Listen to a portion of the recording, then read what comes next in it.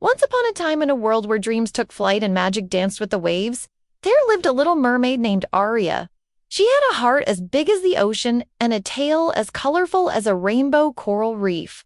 Now, Aria wasn't any ordinary mermaid. Oh, no. Her scales shimmered with the 7 colors of the rainbow, a sign that she was destined for something truly extraordinary. There, her pet seahorse, Finnegan, waited patiently, his tiny hooves tapping on the sandy floor. He was as thrilled about Aria's adventure as she was, his eyes sparkling with anticipation. The sea witch, with a wave of her magic trident, granted Aria's wish, but with a twist. "Your wish is unique and wondrous, little mermaid," she said, her voice like the tinkling of seashells. Garlands of seaweed and pearls adorned the coral palace, and the mermen were polishing their seashell instruments in anticipation of the enchanting music that would soon fill the ocean floor. "Your Majesty," he panted, the magical conch is missing?" King Triton's smile vanished. Her eyes, as blue as the deepest ocean trench, held a wisdom born from years of living in harmony with the ocean's rhythm. "Let us not jump to conclusions, my love," she said, her voice as soothing as the sound of waves crashing on the shore. "Our daughter is strong and wise beyond her years." Guided by the North Star, she ventured inland, Finnegan hitching a ride on her shoulder. They encountered talking tree frogs who croaked riddles, fireflies that danced in the twilight, and a wise old owl who hooted greetings from atop a gnarled oak tree. "She knows the risks of the surface world better than to take such a risk." "Oh, I understand your longing for adventure," the Grove Guardian said, her eyes twinkling with understanding. To stay meant leaving Finnegan behind, as he was a sea creature and couldn't live on land. And while she longed for adventure, a part of her ached for the familiar embrace of the ocean. "Go now, little mermaid," she said, her voice echoing with understanding. "Your journey has just begun, but the time has come for you to make a choice." They emerged in the shallows near Aria's grotto, the portal closing gently behind them. At the sight of Aria, a wave of relief washed over the crowd and cheers erupted. "Aria, why did you disobey the laws of our kingdom?" Yet she also knew that home wasn't just a place. It was a feeling of belonging, love, and acceptance. Seeing the love and concern in her parents' eyes, she realized that their rules weren't just edicts. They were born out of love and a deep understanding of the world they inhabited. Your actions put not only yourself but others in peril. For now, she was content to be home, but the spirit of exploration burned brightly within her, promising many more adventures to come. King Triton and Queen Coralia rushed to meet her, their eyes filled with both joy and reproach. The sight that greeted them was both joyous and alarming. "Stay here and live a life of magic and wonder, or return home and embrace the life that awaits you in the ocean depths." It was the most beautiful garden she had ever laid eyes upon. Flowers of every color imaginable swayed in the gentle breeze, their petals soft as velvet and smooth as silk. In the center stood a magnificent oak tree, its branches heavy with shimmering dewdrops that sparkled like diamonds. Beneath it sat a stone fountain, and from its spout flowed the most exquisite music Aria had ever heard.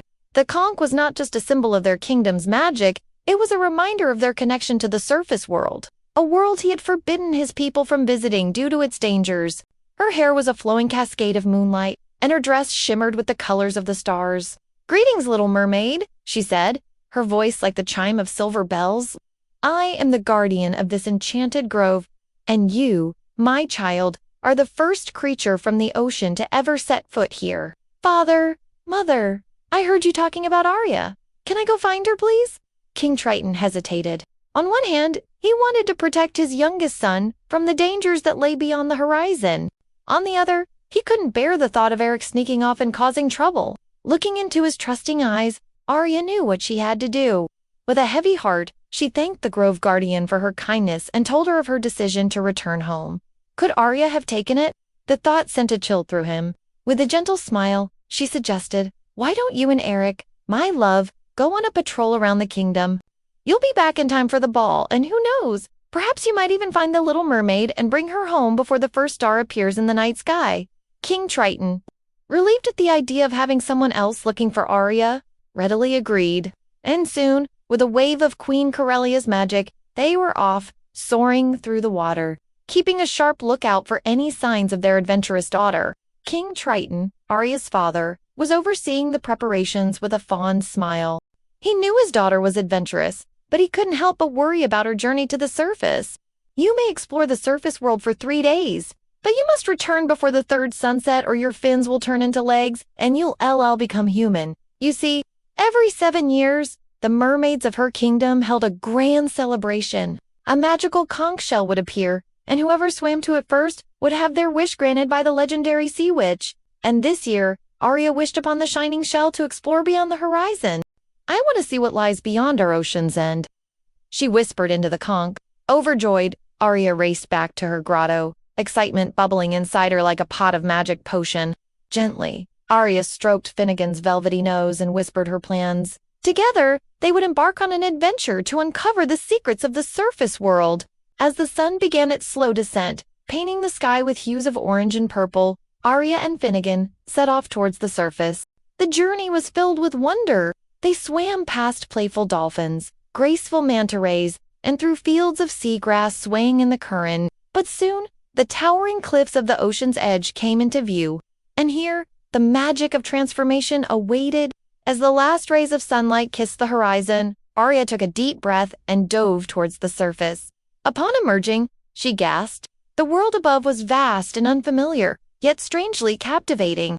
With a flick of her iridescent tail, she propelled herself towards the shore, her heart pounding with excitement and a touch of fear.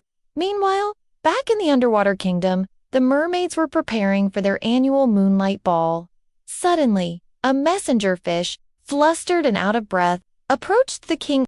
Just then, Queen Coralia, Aria's mother, placed a comforting hand on his arm, and as if summoned by her name, Aria's little brother, Prince Eric, popped up beside them, his tail swishing excitedly. Seeing the turmoil in her husband's eyes, Queen Coralia stepped forward. Back on the surface, Aria's journey was unfolding in its own magical way. Suddenly, Finnegan let out a squeaking sound, pointing his little nose towards a clearing, and what they saw there made Aria's heart skip a beat. As she approached, a beautiful woman emerged from behind the tree.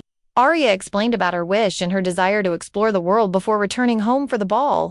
Torn between two worlds, Aria felt a deep sadness wash over her.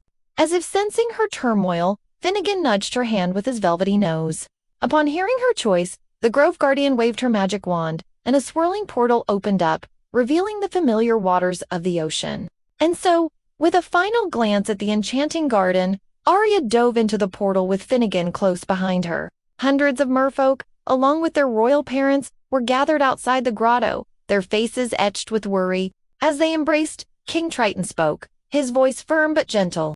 Lowering her gaze, Aria apologized for her actions, explaining that she had returned as quickly as she could. That night, as the merfolk celebrated her return with music and dancing, Aria couldn't help but feel a pang of longing for the surface world and its endless wonders. And as the first rays of sunlight peeked over the horizon, she knew her adventure had just begun. The end.